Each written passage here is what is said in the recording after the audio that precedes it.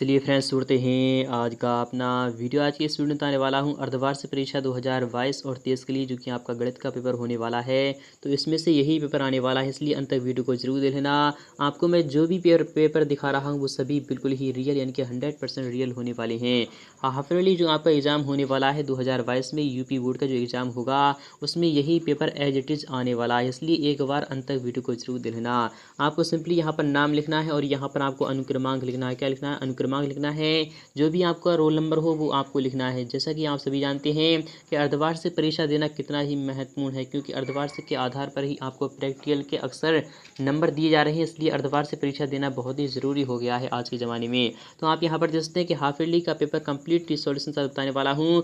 अर्धवार्षिक परीक्षा 2022 और 23 के लिए बताने वाला हूँ। गणित का होगा, कक्षा 10वीं का होगा, और यहाँ पर आप पेपर का कोड दे सकते हैं कि BY6000 आपका यह क्या है, तो यह आपका पेपर कोड है। समय आपको पता होगा कि 3 घंटे 15 मिनट का दिया जाता है। यूपी बोर्ड जो एग्ज़ाम लेता है उसमें 3 घंटा 15 मिनट का टाइम आपको देता है पेपर को सॉल्यूशन करने के लिए। और पूर्णांक आप सभी जानते हैं कि 70 मार्क्स का आपका पेपर होता है। निर्देश भी आप देख लीजिएगा, यहाँ पर कराया सभी प्रश्न यानी कि सभी प्रश्न अनिवार्य हैं। प्रश्नों के अंक जो होंगे उनके सामने दिए गए हैं। क्वेश्चन कितने अंक का होगा आपके सामने राइट हैंड साइड में इस प्रकार से यहाँ पर लिख दिया जाएगा। यहाँ पर नेक्स्ट वाला है कि प्रारंभ के जो 15 मिनट हैं वो परीक्षार्थियों को प्रश्न पत्र पढ़ने हेतु निर्धारित हैं। जो आपको 15 मिनट दिए जा रहे हैं वो यानी कि जो भी एग्जाम दे रहा है उसको प्रश्न पत्र पढ़ने के लिए दिए जाते हैं। बाकी के 3 घंटे आपको पेपर को सॉल्यूशन करने के लिए दिए जाते हैं और 15 मिनट आपको प्रश्न पत्र पढ़ने के लिए दिए जाते हैं। नेक्स्ट ये बात नहीं, यहाँ पे करा है प्रत्येक प्रश्न के आरंभ में यह लिख दिया गया है कि उसके कितने खंड करने हैं, यानी कि आपको बता दिया गया है कि कितने खंड उसके करने हैं। उस पर आप विशेष फोकस कीजिएगा। फिलहाल के शुरू कर रहे हैं आज का अपना वीडियो, तो अंत तक वीडियो को जरूर देख लेना। तो फ्रेंड्स आपके सामने आ चुका है आपका पहला प्रश्न। इस प्रकार से रखा गया है। यहाँ पर जो पहला क्वेश्चन होता है वो आपका बहुविकल्पी होता है। पहला वाला क्वेश्चन है, यहाँ पर पहले वाले क्वेश्चन में कह रहा है सभी खंड हल करना है आपको। इसमें का वाला क्वेश्चन है कि A तथा 18 का लासा जो है वो आपका 36 है तथा मासा जो है वो 2 है, तो A का मान आपको निकालना होगा। A तथा 18 का लासा हम जानते हैं दो संख्याओं का गुणनफल जो होता है वो लासा गुणा क्या होता है, मासा होता है। दो संख्याएं कौन कौन सी हैं, तो एक A है और दूसरी कितनी है, तो 18 है। और यहाँ पर क्या होता है, लासा गुणा मासा होता है, क्या होता है 36 गुणा यहाँ पर कितना है और 2 है, तो 18 से काटेंगे तो 18 दूनी 36 हो जाएगा। A का मान जो निकल कर आ रहा है वो 2 दूना 4, इनके A का मान यहाँ पर 4 निकल कर आ रहा है। इनके विकल्प आपका थर्ड वाला बिल्कुल ही करेक्ट हो जाएगा। नेक्स्ट बात नहीं, यहाँ पे कह रहा है के किस मान के लिए समीकरण 3s माइनस का y प्लस 8 इक्वल टू 0 तथा 6s माइनस का ky प्लस का 16 इक्वल टू 0 संपाती रेखाएं निरूपित करती हैं। तो 3s यानी कि क्या है, तो आपको बताते हूँ। यहाँ पर 3 अपॉन कितना है, तो 3 अपॉन 6 हो जाएगा। और यहाँ पर माइनस का कितना है, तो माइनस का y अपॉन क्या है माइनस का y अपॉन क्या है। इन दोनों को इक्वल होना पड़ेगा, तभी ये रेखाएं क्या होंगी, तो संपाती होंगी। क्या होती हैं, संपाती होंगी। अर्थात 1/2 जो आपका आंसर आ जाएगा वो कितना आ जाएगा, तो 1/2 आ जाएगा। तो सिंपली आपका जो आंसर हो जाएगा वो आपका पहला वाला ही विकल्प सही हो जाएगा। तो आप देख सकते हैं कि पहला वाला ही विकल्प बिल्कुल ही करेक्ट हो चुका है। इसी प्रकार से गा वाले क्वेश्चन की बात करें तो वो भी देख लीजिएगा, काफ़ी ही महत्वपूर्ण है, इसलिए अंत वीडियो को जरूर देख लेना। गा वाला क्वेश्चन है कि द्विघात समीकरण 3s² माइनस का 12s plus m equal to 0 के मूल समान हैं, तो m का मान आपको निकालना होगा। मूल समान कब होते हैं, जब b² माइनस का 4ac जो होता है वो आपका इक्वल किसके होता है, तो 0 के इक्वल होता है। तो मूल समान हो जाते हैं, तो v का स्क्वायर यानी कि माइनस का 12 का स्क्वायर जब हम स्क्वायर करते हैं तो आपका कितना निकल आता है, तो 144 होता है। क्या होता है, 144 होता है। माइनस का 4ac है, माइनस का 4, और यहाँ पर a का मान कितना है, तो a का मान यहाँ पर दिखाई दे रहा है 3, और यहाँ पर c का मान कितना है, तो m है, इक्वल टू आपका कितना है, तो 0 चल रहा है। तो यहाँ पर 144 इधर रोक लीजिएगा, और यहाँ पर 3 चौके 12 m आपका यहाँ पर पॉजिटिव हो जाएगा। तो 12 12 कितने होते हैं, 144 होते हैं। m का जो मान निकल कर आ रहा है वो आपका 12 निकल कर आ रहा है। फोर्थ वाला ऑप्शन आपका बिल्कुल ही करेक्ट है। नेक्स्ट की बात करें कि समचतुर्भुज के विकर्णों की जो लंबाइयाँ हैं वो 16 सेंटीमीटर तथा 12 सेंटीमीटर है, तो उसकी यानी कि यहाँ पर कह रहा है कि भुजा होगी, उसकी भुजा आपको बताना है। तो समचतुर्भुज के विकर्णों की जो लंबाइयाँ हैं वो 16 और 12 हैं, तो उसकी भुजा की जो लंबाई हो जाएगी वो कितनी हो जाएगी, आपको भुजा की लंबाई बताना है। तो भुजा की लंबाई क्या होती है, समचतुर्भुज, यहाँ पर क्या है, तो समचतुर्भुज है। तो समचतुर्भुज क्या होता है, जिसकी दोनों समचतुर्भुज यानी कि जिसकी यानी कि ये जैसे कि मान लीजिए वो आयत है। तो समचतुर्भुज है यानी कि 16 और 12 है तो उसके सेंटीमीटर है तो उसकी भुजा होगी, तो यानी कि विकर्णों की जो लंबाइयाँ हैं वो इतनी है। विकर्ण इस प्रकार से दिए हैं 16 और 12 है तो उसकी इनकी भुजा जो होगी वो कितनी हो जाएगी। जब इसको आप निकालोगे तो आपको सिंपली यहाँ पर जो आंसर मिलेगा वो कौन सा मिलेगा, इन दोनों ऑप्शंस में मिल जाएगा। आप निकाल लीजिएगा। नेक्स्ट पार्ट में इसका सॉल्यूशन मैं आपको बता दूंगा, नेक्स्ट पार्ट में फुल्ली सॉल्यूशन बता दूंगा, तो आप निकाल सकते हैं। नेक्स्ट ये बात नहीं, क्वेश्चन नंबर ला की बात नहीं, यहाँ पर कह रहा है कि बिंदु पी के जो निर्देशांक हैं वो -6,8 की मूल बिंदु से जो दूरी हो जाएगी वो कितनी हो जाएगी। तो मूल बिंदु से जो दूरी हो जाएगी वो कितनी हो जाएगी, तो यहाँ पर कह रहा है पी के जो निर्देशांक है मूल बिंदु से दूरी आपको बताना है, मूल बिंदु से दूरी आपको बताना है। तो आपको सिंपली यहाँ पर क्या बताना है, तो आपको सिंपली यहाँ पर क्या निकल कर आ रहा है, तो आप यहाँ पर देख सकते हैं कि -6,8 की मूल बिंदु से दूरी है। तो मूल बिंदु से दूरी आपको सिंपली यहाँ पर क्या लगा देना है, तो 8 लगा देना है, यानी कि 8 लगा देना है, क्योंकि y का कोऑर्डिनेट की अगर बात करें तो y के निर्देशांक की तरफ हम 8 की तरफ चल रहे हैं। किसकी तरफ चल रहे हैं, तो 8 की तरफ चल रहे हैं, कि जो y का निर्देशांक है वो आपका 8 दिखाई दे रहा है। और यहाँ पर -6 होता तो हम दोनों को ही देखते फिलहाल कि आपका पहला वाला ही विकल्प सही हो जाएगा। नेक्स्ट अगर बात करें यहाँ पर क्या है, साइन 60 डिग्री का मान कितना होता है। साइन 60 डिग्री का जो मान होता है वो कितना होता है, तो √3/2 होता है। क्या होता है, √3/2 होता है। और √3 किसका मान होता है, किसकी वैल्यू होती है, आपको वो कमेंट्स में लिखना होगा। नेक्स्ट की बात है, नेक्स्ट वाला भी क्वेश्चन आपका इंपॉर्टेंट रखा गया है। तो सेकंड वाला क्वेश्चन कह रहा है सभी खंड हल करना अनिवार्य है, इनके सभी खंड को आपको हल करना होगा। इसमें कि पहला वाला क्वेश्चन है कि 144 के अभाज्य गुणनखंड आपको करना होंगे। 144 के जो अभाज्य गुणनखंड हम किस प्रकार से कर सकते हैं, तो 144 आपको लिखना है सिंपली। फिर उसके बाद हमको 2 से काटना है, किससे काटना है, तो 2 से काटना है। 2 से काटते हैं तो आपका 72 बार कट जाता है। फिर उसके बाद फिर हम 2 से काटते हैं तो आपका 36 बार जाता है। फिर उसके बाद फिर से हम 2 से काटते हैं तो आपका 18 बार जाता है। फिर उसके बाद फिर से हम 2 से काटते हैं तो आपका 9 बार जाता है। फिर उसके बाद हम 3 से काटते हैं तो आपका 3 आता है। तो यानी कि आप अभाज्य गुणनखंड कितने हो जाएंगे, तो 144 के जो अभाज्य गुणनखंड हो जाएंगे वो कितने हो जाएंगे, तो 2 × 2 यानी कि 2 की पावर कितनी है, 2 की पावर यहाँ पर 4 दिखाई दे रही है और यहाँ पर 3 की पावर आपको 2 दिखाई दे रही है। यही अभाज्य गुणनखंड हो जाएंगे। इनके 16 नियम कितने होते हैं, तो 144 होते हैं। तो यही आपका आंसर बिल्कुल ही करेक्ट हो जाएगा। यहाँ पर बात है नेक्स्ट वाले क्वेश्चन की, यहाँ पर कह रहा है प्रतिस्थापन विधि द्वारा हल करना है आपको। तो 2s + y = आपका 6 है और s - 2y = आपका -6 है। समीकरण 1 से मैं आपको चलता हूँ। समीकरण 1 से क्या करते हैं हम, समीकरण 1 आपको क्या है, तो 2s + y है। क्या है, तो 2s + y है। तो 2s + y है इक्वल टू में आपका कितना चल रहा है, तो 6 चल रहा है। हम क्या करते हैं, तो s का मान या फिर हम y का मान हम निकाल लेते हैं। क्या निकाल लेते हैं, y का मान निकाल लेते हैं। तो 6 हो जाएगा -2s हो जाएगा। क्या हो जाएगा, 6 - 2s जो हो जाएगा वो y का मान हो जाएगा। इसे हम समीकरण सेकंड में हम पुट कर देते हैं। किस में करते हैं, समीकरण 2 में पुट कर देते हैं। तो s - 2y है, इनके 2 है। उसके बाद y के स्थान पर आपको क्या करना है, 6 - 2s रखना है। क्या रखना है, 6 - 2s रखना है। इक्वल टू में आपका -6 चल रहा है। इसी प्रकार से x हो जाएगा, इधर रह जाएगा और यहाँ पर माइनस का 6 दूना कितना हो जाएगा, तो 12 हो जाएगा। और यहाँ पर माइनस से जब गुणा करते हैं तो आपका पॉजिटिव हो जाएगा। 2 दूना 4s हो जाएगा। क्या हो जाएगा, 2 दूना 4s हो जाएगा। इक्वल टू में आपका -6 चल ही रहा है। इसी प्रकार से जब हम देखते हैं तो आपका यहाँ पर s प्लस का यहाँ पर यानी कि क्या हो जाएगा, एक x है और इधर आपका 4x है, प्लस का 4x है यानी कि तो आपके 5x हो जाएंगे। यानी कि दोनों क्या हो जाएंगे, तो 5x हो जाएंगे। और इक्वल टू में इधर आपका -6 है और यहाँ पर -12 है, तो इधर आकर आपका प्लस का 12 हो जाएगा। तो आपका कितना बचा है, तो यहाँ पर यानी कि 12 में से जब 6 जाएगा तो आपका कितना बचा है, तो 6 बचा है। तो s का जो मान निकल कर आ रहा है वो कितना निकल कर आ रहा है, तो s का मान फाइनली निकल कर आ रहा है 6/5 निकल कर आ रहा है। तो 6/5 जो मान निकल कर आ रहा है उसे हम y इक्वल यानी कि इसमें रख देते हैं। किसमें रख देते हैं, तो आपको हम रख देते हैं y इक्वल हमने क्या लिया था, तो 6 - 2s है, तो 6 के स्थान पर हम 6 रखते हैं, -2 रखते हैं और s के स्थान पर हम 6/5 रखते हैं। क्या रखते हैं, तो 6/5 रखते हैं। तो y इक्वल आपको कितना निकल रहा है, 6 माइनस का 5 कितने होते हैं, तो 6 दूना 12, 12/5, 12/5 यहाँ पर रोक लीजिएगा। तो आपको सिंपली यहाँ पर कितना निकल कर आ रहा है, 5 छक्का 30 और 30 में से जो आपका 12 जाएगा तो आपका कितना 30 में से जो आपका 30 में से जब 12 जाएगा तो 18/5 कितना बचेगा, तो 18/5 आपका आंसर आ चुका है। तो s का मान आपका 18/5 है और यहाँ पर इनके s का मान आपका 6/5 है और y का मान आपका 18/5 है। यही आपका आंसर रहने वाला है। इसे हम प्रतिस्थापन विधि से हल कर चुके हैं। और यहाँ पर आते हैं नेक्स्ट वाले क्वेश्चन की। यहाँ पे कह रहा है द्विघात समीकरण x² - 5s - 6 इक्वल टू 0 को हल करना है आपको। तो किस प्रकार से हम हल कर सकते हैं, तो सबसे पहले आपको क्या करना है, एक्स स्क्वायर लिखना है, माइनस का 5s है और यहाँ पर माइनस का 6 है, इक्वल टू में आपका 0 चल रहा है। सबसे पहले आपको क्या करना है, आपको इसके गुणनखंड कर देना है, क्या करना है, फैक्टर कर देना है। तो सबसे पहले हम एक्स स्क्वायर ही लिख देते हैं। हम जानते हैं -5 को, इनके 5 को हम किस में तोड़ सकते हैं, जिससे हम गुणा करें तो आपका 6 आए और जब हम जोड़ें घटाए तो आपका 5 आना चाहिए। तो 3 दूना कितना होता है, तो 5 होता है।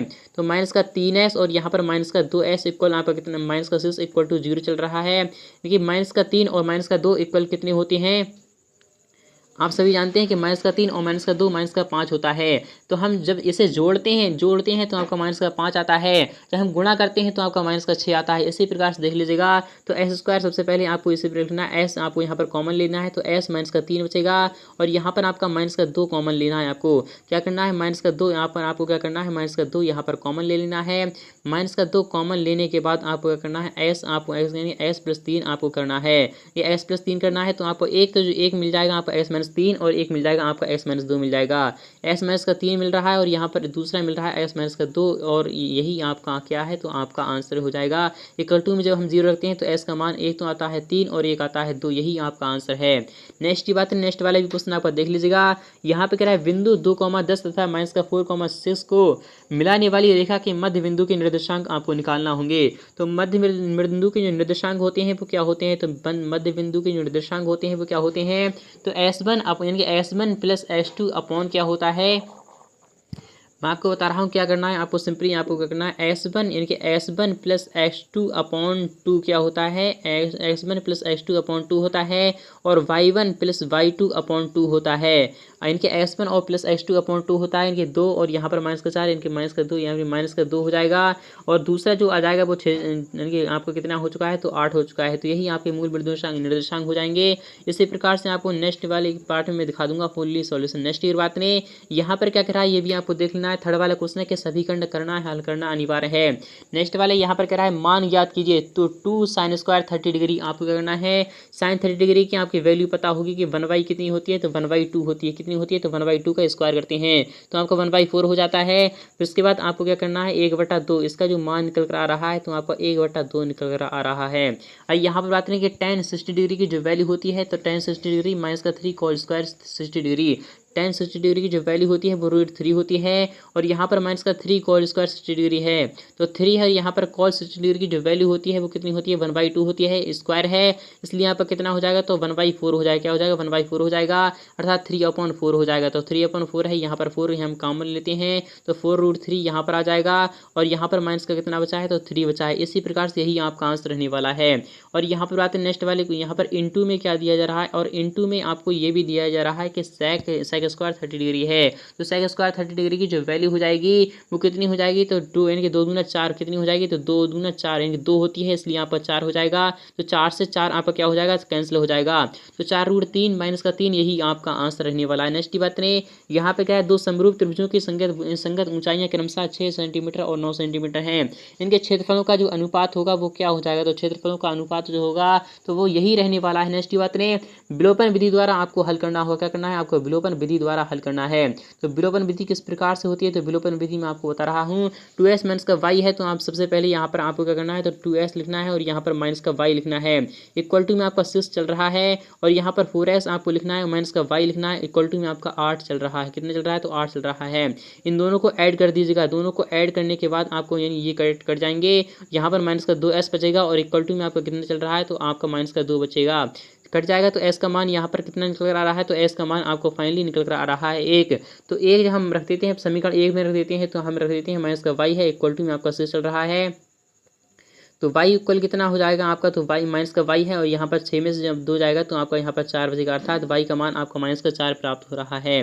और यहाँ पर आते हैं नेक्स्ट वाले क्वेश्चन, यहाँ पर क्या है, इनकी यहाँ पर क्या कर रहा है, यदि HCF 306,657 का 9 है तो LCM 306,657 का आपको फाइंड करना होगा। तो हम जानते हैं HCF क्या होता है, HCF गुणा LCM जो होता है वो क्या होता है, HCF गुणा LCM जो होता है वो दोनों संख्याओं का गुणनफल होता है, अर्थात 306 क्या होता है 657। आपको क्या करना है, 306,657 357 क्या करना है 306 और यहाँ पर इंटू क्या है तो आपका 657, इन दोनों की मल्टीप्लाई कर देना है। और यहाँ पर एचसीएफ आपको कितना दिया जा रहा है तो 9 दिया जा रहा है। और एलसीएम आपको क्या करना है तो फाइंड करना है, तो एलसीएम हमें फाइंड करना है तो 306 आपको लिखना है, गुणे 657 चल रहा है तो 9 से जब हम काटते हैं तो 9 3 27 होता है। फिर उसके बाद 3 बचता है तो 9 चौक 36 होता है, क्या होता है तो 34 और 657 की जब मल्टीप्लाई करना है आपको, तो जो भी मल्टीप्लाई आए उसी वही आपका आंसर हो जाएगा।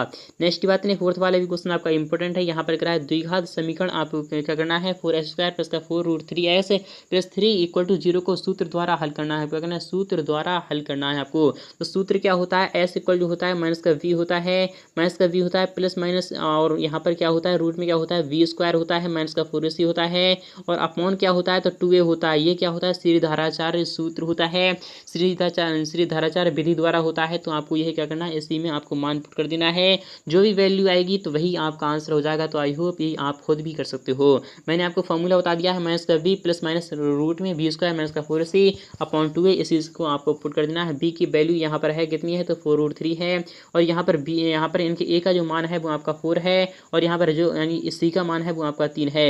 इसी प्रकार से नेक्स्ट पार्ट में इसका सॉल्यूशन मैं आपको प्रोवाइड करा दूंगा। यहाँ पर खा वाला क्वेश्चन है कि s तथा y में संबंध आपको ज्ञात करना है, जबकि बिंदु s, y बिंदु 7,1 तथा 3,5 से संदूरस्थ है। आपको इसका भी सॉल्यूशन नेक्स्ट पार्ट में भी दिखा दूंगा। मान ज्ञात करना है आपको sine 70 degree upon cos 20 degree plus cos 20 degree upon sec कितना है तो 70 डिग्री माइनस का 2 कॉस 70 डिग्री इंटू कॉसिक 20 डिग्री। इसका भी मान मैं आपको नेक्स्ट पार्ट में प्रोवाइड करा दूंगा। तो मिलते हैं नेक्स्ट पार्ट में, तब तक के लिए देख लीजिएगा ये सभी क्वेश्चंस अच्छे प्रकार से देख लीजिएगा। यहाँ पर क्या रहा है बीजगुणन विधि द्वारा आपको हल करना है। बीजगुणन विधि क्या होता है 1/s वही होता है, और यहाँ पर 1/y और इक्वल टू 1/z जो होता है वही आपका बीजगुणन विधि होता है। इसका सॉल्यूशन भी आपको बहुत जल्द प्रोवाइड करा दूंगा। तो संख्याओं यहाँ पर क्या कह रहा है दो संख्याओं के वर्गों का इनके जो अंतर है वो आपका 180 और छोटी संख्या का वर्ग बड़ी संख्या का 8 गुना है। सबसे पहले यहाँ पर कितना दिया जा रहा है दो संख्याओं का अंतर है, दो संख्याओं के वर्गों का अंतर कि s² माइनस मान लेते हैं दो संख्याएं कौन कौन सी हैं, मैं आपको डायरेक्टली बता रहा हूँ। अंतर जो है वो कितना है तो 180 दिखाई दे रहा है। सबसे समीकरण एक इसे पुट कर लीजिएगा। यहाँ पे क्या है छोटी संख्या का जो वर्ग है वो बड़ी संख्या का 8 गुना है। y इक्वल कितना है तो 8x है, कितना है तो 8x है। तो y इक्वल कितना है तो 8x, y के स्क्वायर जो है वो 8x है। तो x² यहाँ पर हो जाएगा माइनस का 8x इधर हो जाएगा, और यहाँ पर आपका माइनस का 180 इधर आ जाएगा, और इक्वल टू में आपका 0 चल रहा है। जब x का मान हमें प्राप्त हो जाएगा तभी हम y का भी मान इसी से निकाल लेंगे, तो वही दोनों संख्याएं हो जाएंगी। मैंने आपको हिंट दे दिया फिलहाल कि अगर सॉल्यूशन की बात नहीं तो सॉल्यूशन मैं आपको करा भी दे रहा हूँ। चलो करा ही देता हूँ। x² यहाँ पर आ जाएगा, और यहाँ पर 10 अट्ठे कितने होते हैं तो आपको सिंपली यहाँ पर क्या करना है तो आपको सिंपली ये जब गुणा करें तो 180 आए, और यहाँ पर जब जोड़े घटाएं तो आपका 8 आना चाहिए। तो कैसे आ जाएगा, सबसे पहले आप यहाँ पर देख लीजिएगा कि कौन सा यहाँ पर पेयर बन रहा है।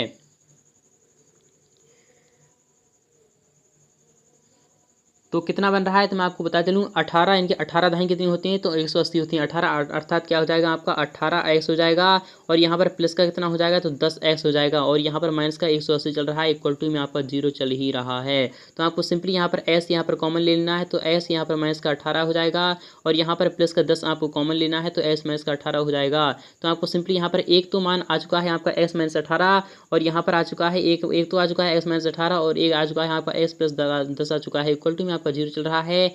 s का जो मान निकल कर आ रहा है वो 18 आ रहा है, और यहाँ पर माइनस का 10 आ रहा है, 10 आ रहा है। बट यहाँ पर संख्या तो आपको यहाँ पर क्या करना है आपको 18 ही क्या करना है सिलेक्ट करना है। तो आप देख लीजिएगा नेक्स्ट पार्ट में इसको सॉल्यूशन मैं आपको प्रोवाइड करा दूंगा।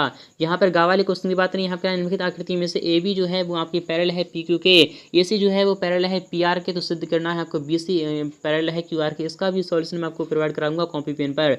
तो नेक्स्ट पार्ट का वेट कीजिएगा, बहुत जल्द इसका सॉल्यूशन मैं आपको प्रोवाइड कराने वाला हूँ। यहाँ पर बात है घा वाले क्वेश्चन की, तो वो भी देख लीजिएगा। यहाँ पर क्या है बिंदु यदि बिंदु ए के निर्देशांक है s, y और v के हैं माइनस का 5,7 तथा c के हैं माइनस का 4,5 संरेख है, तो सिद्ध कीजिए कि 2s + y + 3 = 0। इसका भी प्रूफ करना बहुत ही इंपॉर्टेंट है और काफ़ी ईजी है। नेक्स्ट पार्ट में इसका सॉल्यूशन प्रोवाइड करा दूंगा। तो मिलते हैं नेक्स्ट पार्ट में।